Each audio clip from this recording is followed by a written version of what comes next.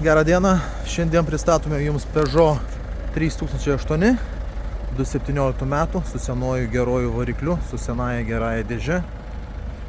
Automobilis techniškai tvarkingas, su galiojančia techninė apžiūra, uždėtos geros MS padangos žieminės,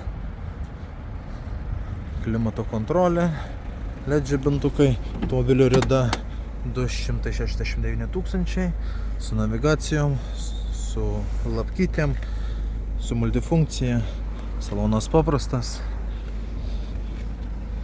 automobiliukas grįžęs iš Prancūzijos, jokių autoįvykių neturėjęs, car vertical ataskaitos švarios, saloną šiek tiek gal pasivalyti reikėtų, bet realiai nesimato jis taip per foto, tik tai padangos geros, kėbulas kaip ir lygus, švarus,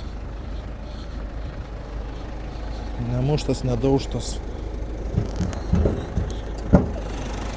varikliukai neplauti, dirba gražiai, keisti diržai, tepalai, visas aptarnavimas atliktas savo laiku.